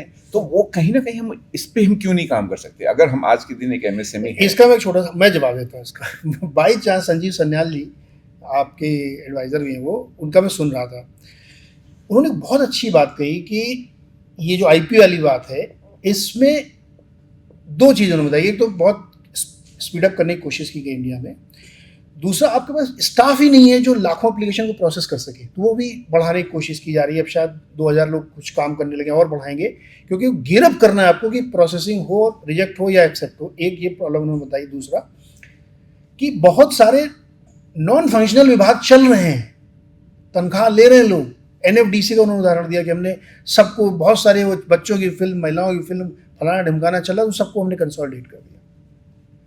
तो ये काम हो रहा, मैं अगेन फिर कह रहा हूँ, चौथी बार कह रहा हूँ कि गवर्नमेंट काम कर रही है, इंटेंट में इशू नहीं है, लेकिन रिजल्ट नहीं आ रहा, वो एक इनर्शिया कहीं पे है। अब मेरा नेक्स्ट क्वेश्चन आप दोनों लोगों से थोड़ा ये, आप जो बात कह रहे हैं ना गोपाल जी, और आप भी जो कह रहे हैं कि एमएसएमई सेक्टर का काया पलट हो सकता है टेक्नोलॉजी के थ्रू, क्या सर पहले आप बताइए सरकार की एआई को लेकर की क्या सोच है? क्या एआई आपको लगता है, सरकार को लगता है कि एआई के इस्तेमाल से एमएसएमई सेक्टर को आप एकदम फर्श से अर्श पे ले जा सकते हैं? देखिए, टेक्नोलॉजी बहुत इम्पोर्टेंट फैक्टर है करेंट सिनेरियो में। अगर सोशल वेलफेयर स्कीम में डिजिटल पब्लिक इंफ्रास्ट्रक्चर के रूप में जिस तरह सरकार ने यूज़ किया है डायरेक्ट बेनिफिट ट्रांसफ़र को, जैम ट्रिनिटी को, जो क्लिक ऑफ बटन से जो फंड ट्रांसफ़र किए हैं, सारे सरकारी योजनाओं को बैंक अकाउंट से जोड़ के उसमें लीकेजेस और वो करप्शंस के चीज़ों को ख़त्म किया है, तो टेक्नोलॉजी का बहुत बड़ा यूज़ ही है। एप्रोप्रिएट टेक्नोलॉजी ज़रूरी है। एआई के रूप में जो टेक्नोलॉजी के डेवलपमेंट हैं उसको सरकार जरूर लेगी, लेकिन उसकी एडॉप्शन की कैपेबिलिटी अभी एमएसएमई की उतनी ज़्यादा नहीं है। अब आप ओएनडीसी का मैं एग्जांपल दे दूं, ओएनडीसी इतना अच्छा प्लेटफॉर्म है गवर्नमेंट का, ऑनबोर्डिंग बहुत कम लोग हुए। क्यों? क्योंकि वही जो बात हो रही है कि अवेयरनेस, अभी उसकी जो डेप्थ है, जो डेप्थ तक लास्ट लेवल तक ले जाना है, इतना बड़ा ज्योग्राफी, इतना बड़ा पॉपुलेशन है, और अगर 11 साल के, हमको 78 साल हो गए स्वतंत्रता हुए, 11 साल में फोकस तरीके से जिस तरह से काम हुआ है, हम ये नहीं करें कि सब काम हो गए, but we are moving toward that. आप रिन्यूएबल एनर्जी, इवन डिफेंस में जो टेक्नोलॉजिकल लेवल पे जो चेंजेस हुए हैं, इन सब चीज़ों का, अभी जीआई टैगिंग की मैं एक प्रोग्राम में गया था, पिछले 70 साल में 60 जीआई टैगिंग के आइटम्स कुल हुए। हिंदुस्तान में कल्चरल कंटेंट, सांस्कृतिक रूप से जो धरोहर है, उसका कितना बड़ा पोटेंशियल है, और अब 350 से ऊपर पिछले 1-1.5 साल से सरकार का एकदम फोकस आया है जीआई टैगिंग में। 350 जीआई टैगिंग हुए हैं, उससे कितनी वैल्यूएशन बढ़ जाएगी। वो छोटे कॉटेज इंडस्ट्रीज हैं, अकेले वाराणसी में साड़ी के अंदर, वहाँ बात हो रही थी 35 जीआई टैगिंग हो सकते हैं, और अब टारगेट है 10,000, इस 1 या 2 साल में 10,000 जीआई टैगिंग की जाएंगे। तो जो वैल्यू एडिशन है, टेक्नोलॉजिकल ऑनबोर्डिंग है, जैम पोर्टल है, ONDC का पोर्टल है, ट्रीट्स प्लेटफॉर्म है जिसके अंदर लोगों के जो वर्किंग कैपिटल का पैसा जो फंसा हुआ उसका बिल डिस्काउंटिंग का प्लेटफॉर्म है। 69 मिनट लोन की बात जब टेक्नोलॉजी के अंतर्गत की गई थी। और एक बहुत बड़ा महत्वपूर्ण चीज हम करें, आप देखिए ये कितना बड़ा डेटा ड्रिवन क्रेडिट सबसे बड़ी MSME की मुश्किल है। हम लोगों ने कहा गवर्नमेंट की तरफ से ये प्रेशर है डिपार्टमेंट्स को, बैंक्स को, कि आप जो डेटा है उसको कोलेटरल के रूप में इस्तेमाल कीजिए। आज GST के अंतर्गत करोड़ों ट्रांजैक्शन डेली हो रही है, उसमें small industries, cottage industries, MSME सब इंक्लूडेड है। वो ट्रांजैक्शंस को आप use them as credit analysis, आप वर्चुअल असेसमेंट है, ट्रांजैक्शंस, इन सब को डिजिटल पेमेंट है। तो आप जो ये बात जब कह रहे नए हैं, डेवलपमेंट हो रहे हैं और उसको इम्प्लीमेंट कर रहे हैं, नहीं गोपाल कृष्ण जी, लेकिन माइंडसेट तो चेंज करना एक तरफ पड़ेगा। जैम ट्रिनिटी है और आप लोगों के लिए अब डाटा की मैं बता रहा हूँ, डाटा कोलेटरल के नहीं, लिए बहुत हमारा काम जो हो रहा है। फाइनेंशियल स्टैक है which is best in the world, और मैं बहुत प्राउडली आप लोगों को थैंक कर रहा हूँ कि सरकार ने इसमें बहुत काम किया और बेस्ट बनाया, लेकिन वहीं ONDC ऑन बोर्डिंग नहीं हो रही। Getting my point, bits and pieces में हम लोग बहुत अच्छे काम कर लेते हैं। जैसे AI का मैं कह रहा हूँ कि अगर आप MSME में यूज करेंगे तो आपका इतना कॉस्ट इफेक्टिव होगा। जो सबसे बड़ी चिंता होगी ना, कॉस्ट बहुत है, फंडिंग कम है, अनसर्टेनिटी है, एक ही क्लाइंट पे डिपेंडेंट है, उस क्लाइंट ने बार्गेन कर रखा है कि इतना भी देना दो नहीं जाओ, तो उसके बेचारे पास मार्केट उसका एक रीजन ही है ना, technology can not be the starting point. ठीक है, टेक्नोलॉजी एडॉप्शन के लिए आपको पैसे चाहिए, आपको स्किलिंग चाहिए और स्केलिंग चाहिए, कैपेबिलिटी बिल्ड तो करनी। 3 चीजें बहुत जरूरी है आपको टेक्नोलॉजी को अडॉप्ट करने में। पहला, फाइनेंस चाहिए, आपके पास कैपिटल चाहिए, आपके पास वर्किंग कैपिटल चाहिए, आपके पास स्किलिंग चाहिए, लेबर रिफॉर्म या स्किलिंग। आज स्किल डेफिसिट है हमारी MSME। मंत्रालय बना हुआ है, स्किल मिनिस्ट्री है ना सर। हाँ, दूसरी ये बात। तीसरी, स्केलेबिलिटी की हम बात नहीं करते, राइट, ट्रेनिंग की बात नहीं करते। आज ITI आप देख लीजिए, मैं एक सिंपल एग्जांपल ले रहा हूँ, मुझे नंबर नहीं पता कितने ITI हैं। ITI could have been the best tool. आप रेलवे के रेल नेटवर्क को यूज करके हर स्टेशन पे एक सेंटर क्यों नहीं बना सकते जहां पे आप उस एरिया के, उस स्टेशन के आसपास के MSME के लोगों को स्किल डेवलपमेंट कर सको, ट्रेनिंग कर सको आप। तो 3 चीजें जो फाइनेंस, स्किलिंग एंड स्केलिंग, ये जब तक 3 नहीं होगा टेक्नोलॉजी एडॉप्शन नहीं होगा। आप कितनी भी फंड बना लें टेक्नोलॉजी के लिए, बट जब मुझे समझ में ही नहीं आ रहा कि AI क्या है तो मैं क्या करूंगा उस पैसे। गोपाल जी, इसमें मेरा थोड़ा सा डिसएग्रीमेंट है। आपको समझ में नहीं आ रहा, एकदम फेयर पॉइंट है, ये सही भी है, लेकिन ये एक्सक्यूज हम आज के 6 महीने बाद नहीं दे पाएंगे। आप सर के बल खड़े हो जाइए या छत पे खड़े हो जाइए या गड्ढे में घुस जाइए, सीखना पड़ेगा। चाहे सरकार सिखाए, चाहे आप खुद सीखें, अदरवाइज SME के लिए ग्रो करना नेक्स्ट इम्पॉसिबल होगा। AI is the thing. हर चीज सरकार नहीं कर सकती, मैं सरकार को सरकार एनेबलर रहे।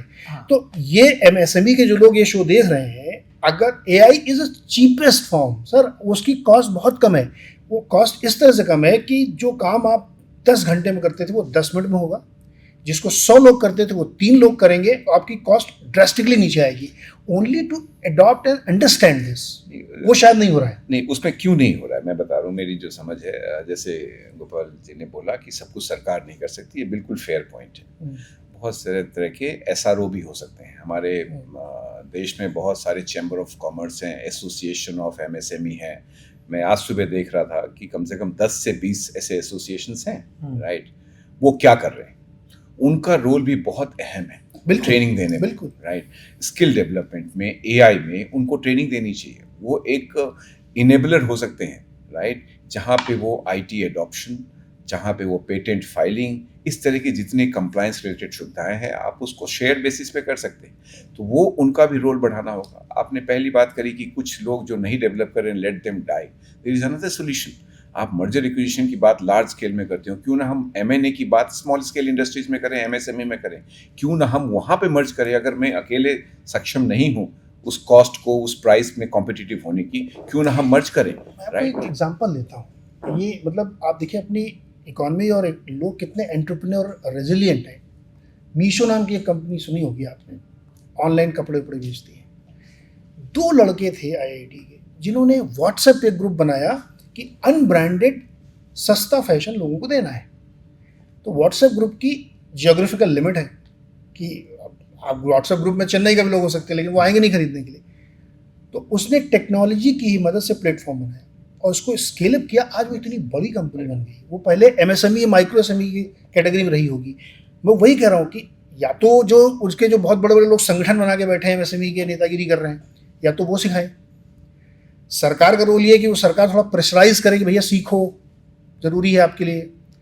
या इंडिविजुअली जो लोग ये शो देख रहे हैं या अदरवाइज भी वो जानते ही होंगे, मैं कोई नया ज्ञान नहीं दे रहा हूँ, लेकिन वो अगर इसको नहीं समझ रहे हैं तो उनके लिए बहुत मुश्किल आने वाली। ये एकदम नई चीज मैं आपसे बता रहा हूँ कि AI will kill the MSME if they are not understanding. Will not नहीं, दे हैव स्टार्टेड किलिंग।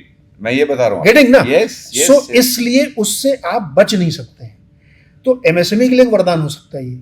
आप सीखिए उसको यूज करना। कितने 100 अभी अर्बन कंपनी लिस्ट हुई है। क्या करती है अर्बन कंपनी, सब जानते हैं, उसकी स्टोरी अलग से आप पढ़ लीजिएगा।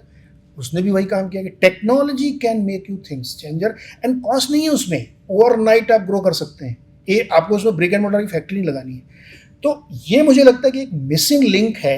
आप एक सरकार तो मैं बार बार इसलिए कहता हूँ क्योंकि सरकार से ही तो कहेंगे और कहेंगे किससे। स्टेक होल्डर है नीरज जी चीज में।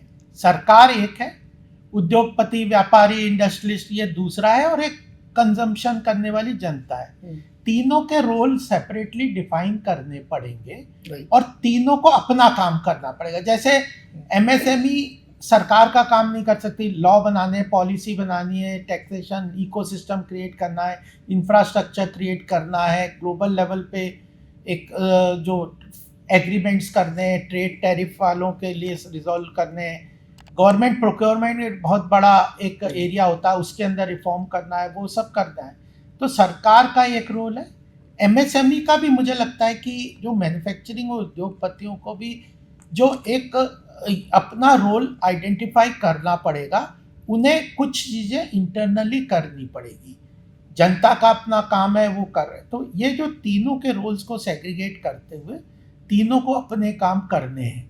अगर एमएसएमई को जो चीज़ों को अडॉप्ट करना है, टेक्नोलॉजी, ऐप, ये व्हाट्सएप आप बता रहे हैं, और जो e commerce, banking, digital payment, ये सब चीज़ें हैं, इंटीग्रेशन, रिसर्च, डेवलपमेंट, ये सब चीज़ें तो वो एमएसएमई को करना है, सरकार को अपना करना है, तभी ये पूजा होगा। बट देखिए, एक विजन के बगैर, विल पावर, एंटरप्रेन्योरशिप का क्या मतलब। एक सरकार ने एक विजन के साथ चल रहे हैं, एक टारगेट ले रखा है, और सरकार ने उस विल को इम्प्लीमेंट करने का एक कमिटमेंट भी दिखाया। जो टारगेट, जो लक्ष्य है, उसको प्राप्त करने का एक कमिटमेंट भी दिखाया। तो इसी तरह बाकी लोगों को भी आगे आना पड़ेगा। 3 हिस्से आपने बताया, सरकार, इंडस्ट्री और आम जनता। तो मैं तो आम जनता हूँ। हम भी आम जनता। आप खास है सर, आप सरकार में और आप हम भी आम नहीं, आप इकोनॉमिस्ट है। आप आम नहीं, आम तो हम जैसे लोग हैं। आम आदमी को सर एक बात समझ में आती है, हाँ, सस्ता और क्वालिटी माल चाहिए हमको। वो एमएसएमई बनाए या बिरला जी बनाए या वो चाइना से आए, आई डोंट केयर। यस। और आप भी यही चाहते हैं, क्योंकि आप भी तो कंजम्पशन बढ़ाना चाहते हैं। हाँ, तो जीएसटी कम करो, इनकम टैक्स कम करो, ठीक है। इस पॉइंट को कौन एड्रेस कर रहा है? कंपटीशन को खोल रहे हैं। आप मुझसे कह रहे हैं कि अभी दिवाली आने वाली है, अपने घर की झालर आप चाइनीज मत लेना, लोकल वाले से लेना। लोकल वाला बना रहा है क्या? अभी भी जहाँ लॉ थोड़ी बनाया, नैरेटिव करके करा है कि अभी भी कुछ जगह प्रोटेक्शन है। आप कहते हो किसी बायर को पब्लिक सेक्टर में जहाँ भी है कि इतना आपको एमएसएमई से खरीदना है, ठीक है, चाहे उसकी कॉस्ट, चाहे उसकी कॉस्ट कुछ भी हो, राइट। तो कहीं ना कहीं कंपटीशन और कॉस्ट और प्रॉफिटेबिलिटी के मामले में आप कहीं ना कहीं उसको बढ़ावा दे रहे हो, बट एक प्रोटेक्शन है ये, राइट। अगर आप उसको खुलेआम छोड़ दो तो शायद वो 25% भी लें, नहीं लें, कोई नहीं चाहता। वेदर दे आर कॉम्पिटिटिव और नॉट इन टर्म्स ऑफ आपने जो 2 पैरामीटर बताए, प्राइस हो चाहे क्वालिटी हो, शायद है नहीं पता, राइट। बट उन्हें लेना है बिकॉज ये रूल है। ये रूल सही है जब तक वो बड़े ना हो जाए, जब तक वो ग्रोथ ना, उस फेज में ना चले जाए। बट इस प्रोटेक्शन को एक जन्म सिद्ध अधिकार समझ लेना कि ये चलता रहेगा, ये कहीं ना कहीं आपको इनएफिशिएंट बना देगी। तो आज कैश 22 सिचुएशन है। आपको एक तत्कालीन सुविधा दी गई है कि आप बड़े हो जाएं, आपको तब तक हम संभालेंगे, वो समझने लगे अगर कि ये पूरी जिंदगी हमारे साथ ये चलती रहेगी तो वो कभी बड़े नहीं होंगे। तो इसमें रोल, जैसे गोपाल जी ने बताया कि रोल सबका है, right? It's a participating kind of democracy, सबको पार्टिसिपेट करना होगा, बट पार्टिसिपेट करने के लिए भी उनको एक मोटिवेशन चाहिए, उनको एक एजुकेशन चाहिए, उनको नॉलेज चाहिए, कहीं ना कहीं उनको समझना होगा कि उनकी भागीदारी कितनी जरूरी है।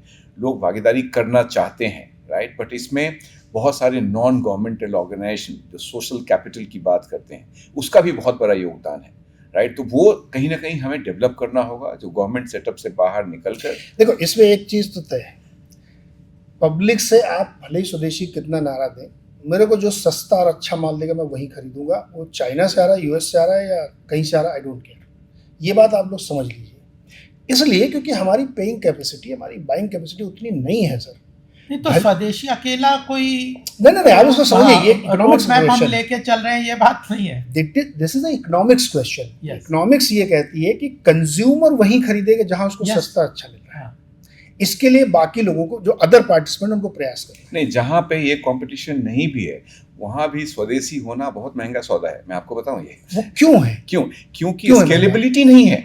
तो क्यों आप नहीं कर अगर रहे? 10 कालीन बना रहे हो, हाँ। तो आपको कॉस्ट इकोनॉमिक्स में बैठेगा ही नहीं, तो अब वो कालीन होगी 50,000 की, जो आप और हम स्वदेशी तो बनना भी चाहें। उसी के लिए तो टेक्नोलॉजी अडॉप्शन की मैं कह रहा हूँ। तो मैं कह रहा हूँ कि स्केलेबिलिटी, मैंने आपको एक जो फैक्टर बताया नीरज जी, स्केलेबिलिटी जब तक आप स्केल नहीं करोगे, इवन डोमेस्टिक इकोनॉमी में you can not be affordable.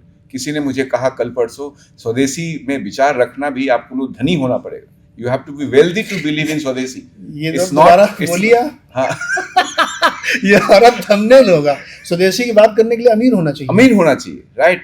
एक गरीब आदमी स्वदेशी नहीं हो सकता। मैं नहीं खरीद सकता लिनन शर्ट, करेक्ट। मेरे को पॉलिस्टर ही खरीदना होगा या मिक्स खरीदना होगा जहां मैं अफोर्ड कर सकता हूँ, right? So it's a rich man's hobby. ये अंगूठी में पहन के आए हूँ आज, इसीलिए बार बार मैं दिखा भी रहा हूँ। हम लोगों ने डिस्कस किया है इसकी कीमत क्या होगी, गोपाल जी सोचिए मन में, और दर्शक भी सोचें, और मैंने खरीदा इसलिए मैं भी सोच रहा हूँ कि ये मतलब बताऊंगा तो आप सरप्राइज हो जाएंगे, लेकिन वो डाइग्रेस नहीं करना चाहता हूँ मैं यही कह रहा हूँ आपसे। आप जो बात लेके आ रहे हैं ना कि स्वदेशी बात करने के लिए अमीर होना पड़ेगा, यार आपको जयपुरी प्रिंट की शर्ट पहननी बहुत अच्छी लगती है, लेकिन उसकी क्वालिटी, उसके प्राइस में कोई तारतम्य ही नहीं है, तो मैं क्यों खरीदूंगा? फिर मजबूरी में मुझे वही पॉलिस्टर, टेरिकॉट और ये सब खरीदना पड़ेगा, राइट? मैं ये कह रहा हूँ। सो अब मेरा अगला, इसको थोड़ा रखते हैं, हम लोग काफी इस पे कर चुके हैं। नहीं, बस एक चीज मैं इसमें लास्ट आप फिर हाँ, उसके बाद आगे देखिए, जो इकोनॉमिक पॉलिसी के डिसीजंस होते हैं ना, मल्टीपल उसके ऑप्शंस और इम्पैक्ट होते हैं, उनको रिकंसाइल करना ही पॉलिसी के अंतर्गत वो महत्वपूर्ण बात है। अब आप देखिए, हम एक एग्जांपल आपके सामने देंगे जिससे क्लियरिटी हो जाएगी कि जब ये चाइना से प्रॉब्लम्स होने लगी डंपिंग की, कि वो बहुत मैन्युफैक्चरिंग उसकी लाज है, कॉस्ट सब्सिडाइज करके वो लोग वो सब डंपिंग कर रहे हैं हमारे देश में, तो कई चीज़ों में कई इंडस्ट्री वालों के कहने से एंटी डंपिंग ड्यूटी और जो मेटल्स वगैरह पे एंटी डंपिंग ड्यूटी और कस्टम्स और ये सब लगा के उनके प्राइस बढ़ा दिए। हमारे लार्ज इंडस्ट्रीज़ को बड़ा अच्छा उसका बेनिफिट हो गया, स्टील, सीमेंट जैसे वगैरह को। लेकिन उसके बाद एमएसएमई बहुत तेज़ी से परेशान हो गए। उन्होंने कहा कि भाई अब ये सब बढ़ गए तो हम तो हमारे को तो ये तो हमारे लिए इनपुट थे, तो ये तो हमारे लिए ग्लोबली अनकॉम्पिटिटिव हो जाएंगे, क्योंकि अगर दूसरे कंट्रीज स्टील सस्ता खरीद के बना रहे हैं तो हमारे प्रोडक्ट उनको, तो तब सरकार को लगा कि इसको बैलेंस करना है, करा भी धीरे धीरे। तो ये जो इकोनॉमिक पॉलिसी है ना, जब हम बात करते हैं, जब एकेडमिक या इस तरह के बात जब करते हैं, तब लगता है कि हम एक फैक्टर को देखते हैं तो लगता है एकदम सॉल्यूशन आसान है। लेकिन जब हम पॉलिसी को लेके आते हैं, इम्प्लीमेंट करते हैं गवर्नमेंट के लेवल पे, मल्टीपल चीज़ों को हमें रिकंसाइल करके best option which may not be the ideal option you have to take, but you have to keep the जो टारगेट है उसको ऊपर पूरी तरह से ध्यान रख के वहाँ मूव करना है, तब डाइग्रेस नहीं होना है। तो धीरे धीरे जो चीज़ें हो रही है, अब आप इस वक्त मैं आपको एक चीज़ बताऊं, विकसित भारत के लिए ऑल डिपार्टमेंट, प्राइम मिनिस्टर ने बहुत स्ट्रांगली सबको बोला है, मीटिंग्स चल रही हैं पीएसयूज की, गवर्नमेंट डिपार्टमेंट्स की, सब की, कि what you will contribute to get to achieve the target of विकसित भारत। तो ये रोड है, इट्स जर्नी। जैसा मैंने पहले कहा, गोपाल कुमार जी ने भी उसको रिटेलिएट किया था कि we are moving towards a journey, and in that journey there will be bumps, milestone, challenges और diversions et cetera, but we are moving. Sir journey को ना स्पीड अप करने की जरूरत है। स्पीड तो कर ही रहे, नहीं स्पीड अप नहीं है सर, जर्नी हमारी स्लो चल रही है। फ्रेजाइल 5 से 2014 से फ्रेजाइल 5 से आप 4th लार्जेस्ट इकोनॉमी बन गए, तो ये स्पीड अप। और कोविड जैसी त्रासदी के बाद एग्रीड कोविड ने वर्ल्ड को डिसरप्ट इतना बुरी तरह किया, और आज के चैलेंजेस, आज से 10 साल पहले के चैलेंज अलग है। वो तो सर और 20 साल से कंपेयर करें तो अलग है। Still 90% you become the manufacturing hub for the global market and you grow your economy. Gopal Krishna ji, still 90% people are earning less than 2 lakh rupees in a year. Yes, ये भी सच्चाई है। Concentration है, wealth है, तो है ना कोई, आप देखिए तो उसके लिए तो आप ये नहीं कह सकते कि मेरी $2800 की पर कैपिटा है और मैं 4th लार्जेस्ट इकोनॉमी बन रहा हूं तो मैं बहुत महान हो गया हूं। I don't agree. नहीं, लेकिन इसका मुझे नहीं चाहिए, मुझे $10,000 चाहिए। नीरज जी, लेकिन इसमें आप फिर लेफ्टिस्ट जो नहीं लेफ्टिस्ट नहीं, प्लीज बताओ क्या कारण क्या है। लेफ्टिस्ट नहीं, आप ये नहीं कह सकते कि सारे देश में कुछ लोगों के पास सारा पैसा हो जाए इसलिए हम अमीर हो सकते हैं। ये कह नहीं रहे, ये कॉन्सेप्ट नहीं। ये वेल्थ क्रिएट नहीं करेंगे तो आप डिस्ट्रीब्यूट क्या करेंगे? फिर तो आप डिस्ट्रीब्यूट पॉवर्टी करेंगे। नहीं तो आप ये देखिए, ये अभी पॉलिटिकल डिस्कशन जाएगा, फिर डिस्ट्रीब्यूट क्यों नहीं हो रहा है बताइए आप मुझे। डिस्ट्रीब्यूट कर रहे हैं, नहीं हो रहा है ना सर। लेटेस्ट डेटा मैं आपको दे रहा हूँ, 1,65,000 रुपए सालाना आमदनी है 90% लोगों की। नहीं, जब मैं आपको बोल रहा था 3 फैक्टर है, तीनों के रोल भी है। Government is a distributor of wealth. Wealth creator जो होते हैं वो बिजनेस कम्युनिटी और इंडस्ट्रीज होते हैं, सही है ना, और प्रोफेशनल्स उसके मैनेजर होते सही हैं। 3 बिल्कुल क्लियर है economy. Professionals are the manager of the wealth, industrialist business community is the creator of the wealth, and government is generally a distributor of wealth. ठीक है, तो ये जो डिस्ट्रीब्यूशन का काम अगर गवर्नमेंट एफिशिएंट करती है वो ला ही रहे। वही तो आपसे कह रहा हूं कि ये इकोनॉमिक्स का क्वेश्चन है कि मैं देखिए, इंडस्ट्री का काम है बढ़िया काम करना, पैसे बनाना, बड़े बड़े उद्योग लगाना, मैं तो उनका सपोर्टर हूं। हाँ, और उनको प्रॉफिट मोटिव रखना है। एट द सेम टाइम हमको ये भी देखना पड़ेगा as an economist, as general observer, political observer, कि क्या वाकई ये डिस्ट्रीब्यूशन हो रहा है कि नहीं हो रहा है। देखिए, अगर आपको आज जीएसटी कम करना पड़ा तो इसीलिए ना कंजम्पशन ड्राइव करें, कंजम्पशन क्यों ड्राइव हो रहा है? पैसे नहीं भैया, कहाँ से करेंगे? नीरज जी, 44 लाख करोड़ का जो डिस्ट्रीब्यूशन हुआ 0% लीकेजेस के इन इतने तो बड़े ये देश, आप फिर वही बात आ गई कि वो 11 लाख करोड़ बहुत बड़ी रकम है। 25 करोड़ लोगों को गरीबी की रेखा से, एक्सट्रीम पॉवर्टी से निकाला। फिर भी हाँ, 150 करोड़ लोगों के देश में, जो मैंने आपसे कहा था ना कि हमको स्पीड अप करना है, धीरे धीरे सब कुछ हो रहा है। हाँ, स्पीड अप करना है, क्योंकि ये बात मैं क्यों एम्फसाइज कर रहा हूँ, अपने हर पॉडकास्ट में कहता हूँ कि जो एआई का डिसरप्शन है, अगेन आई एम एम्फसाइजिंग, सरकार नहीं समझ रही। सर, ये मेरा क्रिटिसिज्म है, सरकार एआई को नहीं समझ रही है। नहीं, ये बात नहीं। आप बताओ कैसे? क्या जिस तरह आप पूरा एक टेक्नोलॉजी का मिशन बनाया हुआ है, पूरा जो ब्लॉकचेन टेक्नोलॉजी को, ये जो रिन्यूएबल एनर्जी हो रहा है, ग्रीन हाइड्रोजन हो रहा है, आज आप रिसर्च एंड डेवलपमेंट में आईआईटीज को जो आईआईटीज को जिस तरह से फंडिंग की जा रही है, सेंटर ऑफ एक्सीलेंस बनाया जा रहा है। आरएनडी में हम one of the lowest expenditure करते हैं इंडिया। थे ना, अभी भी हिस्टोरिकल बैगेज है, उसको बढ़ाना है। वही तो मैं कह रहा हूँ कि स्पीड अप नहीं कर रहे हैं हम। देखिए, मैं एक क्रिटिसिज्म के लिए कह रहा हूँ, with due respect, nothing against anybody, अगर पार्लियामेंट में समोसे का भाव तय कराने के लिए कानून बनाने की डिस्कशन होंगे तो आई एम सॉरी, फिर एआई पे बात नहीं होगी। आप अपोजिशन नहीं, इसमें अपोजिशन की क्या बात है, एआई पे डिस्कशन होना चाहिए। I am getting my point. जी, आप स्पीड की बात कर रहे हैं। बहुत सारी थ्योरी है। एक थ्योरी है कि पहले वेल्थ तो क्रिएट होने दो, फिर अपन देखेंगे इफेक्ट होता है। तो आज हम इस मोड पे हैं, वेल्थ क्रिएट करना है। जब होगा तभी तो बटेगा। दो गरीब एक दूसरे को अमीर नहीं बना सकते। जब होगा तभी तो बटेगा। ठीक है, तो पहले एवरेज आपका होगा, फिर उसके बाद आपका जो स्टैंडर्ड डेविएशन भी कम होगा राइट। पहले एवरेज तो सुधरने दीजिए, राइट, स्टैटिस्टिक्स में कहते हैं। मुझे जो लगता है ये क्यों डिस्ट्रीब्यूशन नहीं हो रहा है, मेरे पर्सनल राय ये है कि जैसे मैंने कहा आपको फैक्टर डिस्ट्रीब्यूशन हो रहा है, स्पीड नहीं हो रहा। बेसिक क्वेश्चन, हाँ, बेसिक क्वेश्चन है। मैं एक अर्थशास्त्र का छात्र होते हुए मैं बता रहा हूँ, कोशिश कर रहा हूँ समझाने की।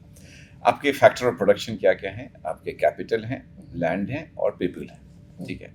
इसमें कहीं ना कहीं finance as a factor of production इतना हमने उसको जबरदस्ती का भाव दे दिया है, राइट। तो जो पैसा लगाता है रिटर्न, उसकी रिटर्न सबसे सुप्रीम होती है, ठीक है। आरओआई बनना चाहिए, हाँ, तो बाकी कुछ एक हो जाए ना बात है, तो जिसके पास पैसा है उसके पास पैसा बनेगा, दैट इज वन। आप लैंड देखिए, आप नोएडा का एग्जाम्पल ले रहे हैं, गुड़गांव का एग्जाम्पल, बहुत सारे ऐसे सिटीज का एग्जाम्पल लीजिए जो लैंड बहुत होता था, आज वो कहाँ है, राइट। लैंड जब हम किसी से लेते हैं तो आज भी हम कहते हैं लैंड एक्विजिशन, जब हम पैसा लेते हैं तो कहते हैं उसको इन्वेस्टमेंट, और जब लोगों को नौकरी देते हैं तो कहते हैं एम्प्लॉय वेलफेयर। जिससे आप लैंड लेते हैं वो भी आज एक्विजिशन कहलाता है। अगर वो नहीं बेच रहा है, किसी न किसी तरह से सरकार भी उसको हेल्प करती है लैंड एक्वायर करने में, राइट। क्यों ना हम एक पार्टिसिपेटिव इकोनॉमी की तरफ हम उसको इक्विटी देने की बात करें, एक लॉन्ग टर्म एक उसको साथ में लेने की बात करें, इससे डिस्ट्रीब्यूशन बढ़ेगा। तो मेरे जो कहने का मतलब है नीरज जी, ये जो फैक्टर ऑफ प्रोडक्शन है आपको इक्वल इंपॉर्टेंस देना होगा। जैसे आज के स्टार्टअप में आप देखिए, सबके पास ईसॉप है। जो नियो रिच आ रहे हैं वो कहाँ से बन रहे हैं? इक्विटी से बन रहे हैं।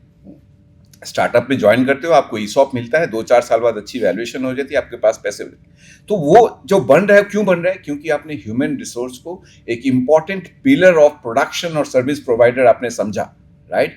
दूसरा, लैंड जिसके पास है उसको भी आपको उसके तरह इक्विटी देना पड़ेगा, उसको साथ में लेके चलना पड़ेगा, राइट। तो इसका एक वजह डिस्ट्रीब्यूशन क्यों नहीं हो रहा, हम सिर्फ फाइनेंस को पॉइंट बहुत इंपॉर्टेंस दे रहे हैं कि हम समझ रहे हैं फाइनेंस के बिना बिजनेस नहीं हो सकता, बट लैंड के बिना भी बिजनेस नहीं हो सकता, लोगों के बगैर भी बिजनेस नहीं हो सकता। बट आप फाइनेंस की बात सुनते हैं और लेबर और लैंड होल्डर की बात नहीं सुनते, इसलिए स्पीड नहीं है आपके डिस्ट्रीब्यूशन। अगेन आपने क्वेश्चन इनसे पूछ लिया लेकिन आपके देखिए, मैंने शुरू में बताया था कि 2 फैक्टर ऑफ प्रोडक्शन में 2 चीजों में कोशिश की गई थी, बट डेमोक्रेटिक उसमें जो वेस्टेड इंटरेस्ट जो घुसे हुए लैंड और लेबर दोनों में ही है, पूरी तरह से कोशिश की है।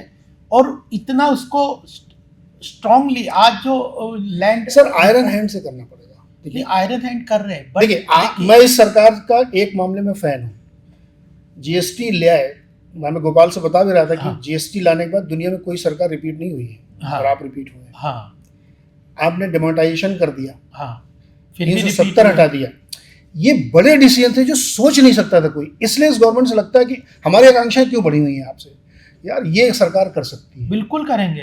तो ये आयरन हैंड से आपको करना पड़ेगा। अब ये वाला पॉइंट जो है बहुत इंपॉर्टेंट है, पार्टिसिपेटरी बनाइए ना लोगों लाना पड़ता है। देखिए, आयरन हैंड तो ला ही रहे, बट थोड़ा कंसेंसस, आप उसकी कैपेसिटी, आप वजन किसी पे डाल दोगे और उसकी स्ट्रेंथ को उसको नहीं बढ़ाओगे तो वजन कैसे वो संभालेगा। आज लेबर रिफॉर्म्स का जो है, यूनियंस का और ये जो एम्प्लॉयमेंट का पूरा सिनेरियो है, जब तक उसको अमूल चूल स्किलिंग को, एजुकेशन को। जीएसटी में सब लोग कैसे मान गए? आपके विरोधी वाले अभी तक तो नहीं मानते थे, हर चीज में लगा, अभी कैसे मान गए जीएसटी कट करना है इस बार? क्योंकि उसके लिए नैरेटिव इतना स्ट्रांगली बन गया था। कई स्टेट्स ने, अपोजिशन स्टेट्स ने जीएसटी काउंसिल में अपोज किया था, हमारा क्या होगा कंपेंसेशन। देखिए, कांग्रेस कहती है कि हम जीएसटी हम बेटर कर देते। उन्होंने बहुत बार कोशिश की थी कि जीएसटी लाने की, क्यों फेल हुए? 2 कारण थे।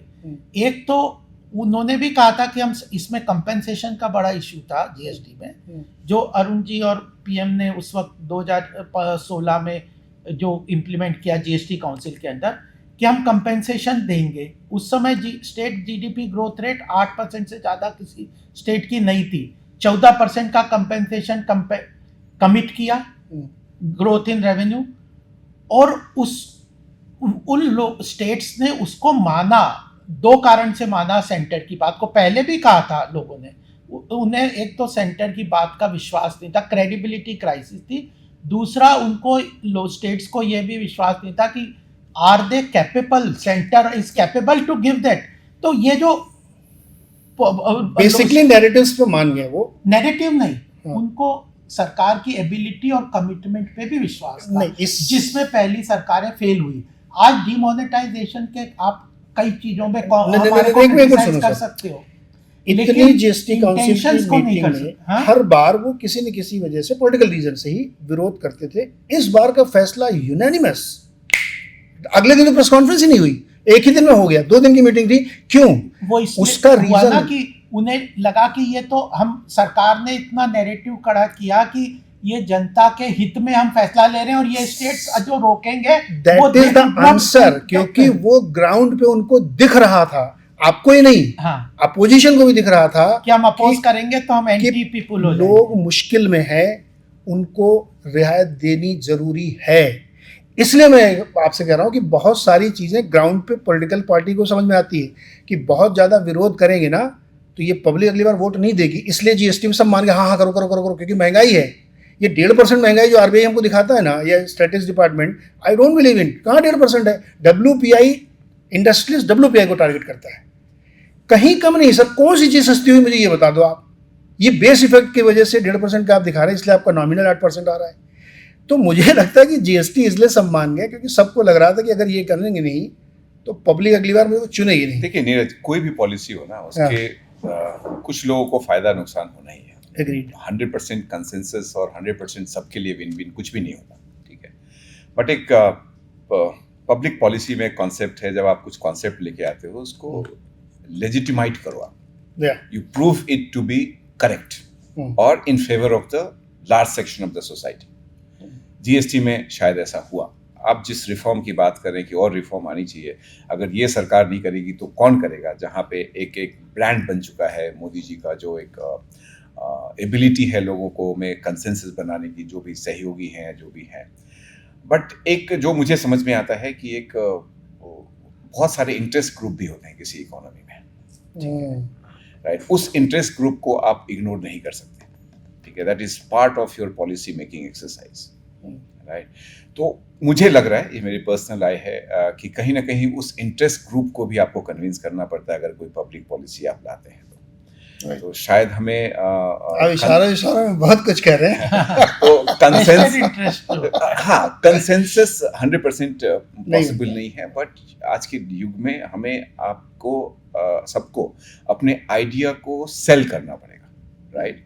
आप करने को कुछ भी कर, बहुत सारे ऐसे स्ट्रॉन्ग कदम लिए गए हैं जो शायद आप हाइंडसाइट में देखते हो तो ये सरकार गिरा सकती थी, बट वो नहीं गिरी क्योंकि एक पॉलिटिकल कैपिटल था, नहीं हुआ, राइट। तो आप कह रहे हो क्यों ना उसी पॉलिटिकल कैपिटल के बेसिस पे कुछ और आप ले आओ जिससे बिल्कुल इकोसिस्टम ही चेंज हो जाए। मोदी जी की पर्सनल पॉलिटिकल कैपिटल बहुत बड़ी है, वो अनप्रेसिडेंटेड है, इसलिए अगर वो कोई हार्श डिसीजन भी लेते हैं ना वो डाइजेस्ट हो जाता है। इसलिए लोगों की आकांक्षाएं कि ये होना ही चाहिए और इन्हीं की गवर्नमेंट होना चाहिए। आपसे जो अपेक्षाएं है ना, जो नहीं करते आप लोग, वो इसलिए आप समझिए, ये मेरी दर्शकों की तरफ से मैं कह रहा हूँ कि मोदी जी की पॉलिटिकल कैपिटल ज्यादा है, इसलिए वो हार्ड डिसीजन ले सकते हैं। उन्होंने लेके दिखाए हैं और उसके बाद भी जीत के आए हैं। आप नहीं लेंगे तो फिर लोगों को लगेगा यार आप नहीं लेंगे तो मैं किससे एक्सपेक्ट ले रहे हैं। ले आप रहे हैं sir, speed, only question is speed. जो आपको लगता है कि ये चीज 10 साल में धीरे धीरे हो ही रहा है, धीरे से नहीं होगा sir, fast. I don't agree with this कि धीरे धीरे हो रहा है।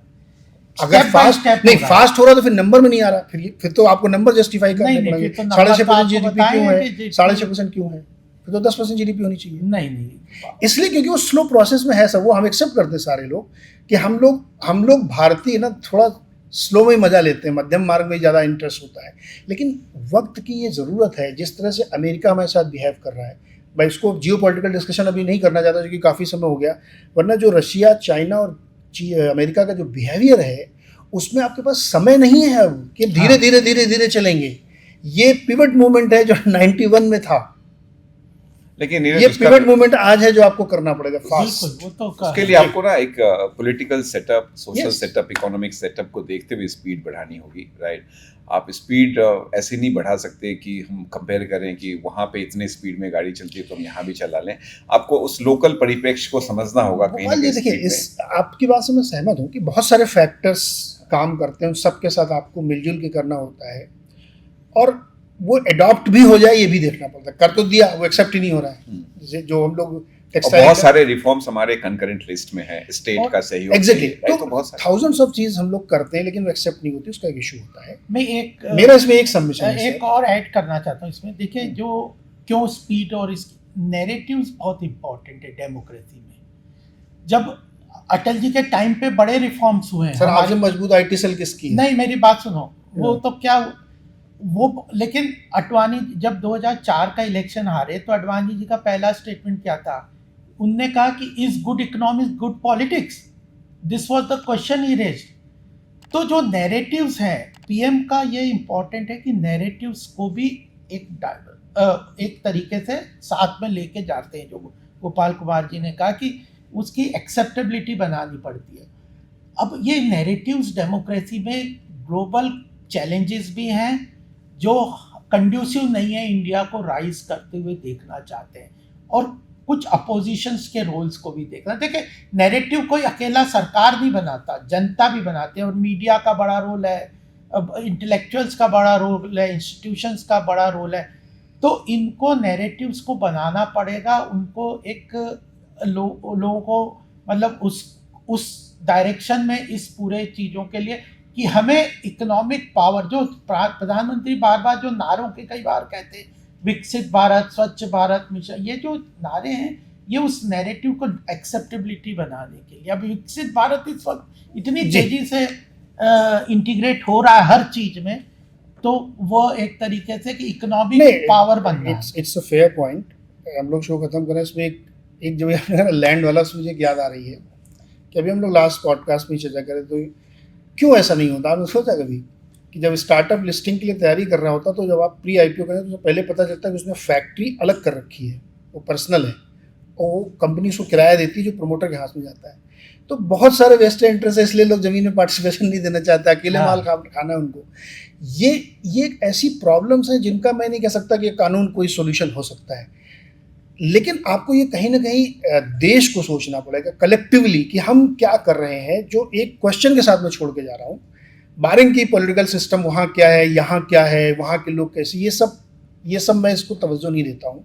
मैं सिर्फ एक चीज़ तवज्जो देता हूँ कि क्यों, वाई, इस सवाल का जवाब ढूंढना चाहिए कि 85 के आसपास और हमारे यहाँ दोनों जगह एक ही जैसे प्रोसेस शुरू हुए थे रिफॉर्म के। चाइना 15% की ग्रोथ से लगातार एक डिकेड तक क्यों चला और हम क्यों नहीं चल पाए, हम 7 पे अटक क्यों जाते हैं? इस क्वेश्चन का जवाब फूड फॉर थॉट है दर्शकों के लिए। आप सोचिए कि क्यों नहीं हो पाता, ऐसी कौन सी जिंस है जो हम तोड़ ही नहीं पा रहे हैं। 10-11 साल मोदी जी के हो गए, उससे पहले 2 टर्म यूपीए के हो गए, उससे पहले वाजपेयी जी और बहुत सारे लोग हुए, but still we are stuck at 6.5%। This is not enough for me. मेरा सिर्फ इतना कहना है, बहुत अच्छा है, फास्टेस्ट है, बट नॉट एनफ। अगर हम चाहते हैं कि $10,000 हमारी पर कैपिटा हो तो 6.5% से तो मुझे मुश्किल लगता है। एनीवे, खैर सर, बहुत मज़ेदार चर्चा रही, बहुत खुल के बात की, तो इसीलिए मैंने कहा था कि ये एनालिसिस है सिचुएशन का, इसका कोई बायस व्यू किसी का नहीं है। Thank you so much sir, मजा आया बातचीत करके, हमें भी बहुत अच्छा लगा। Thank you very much.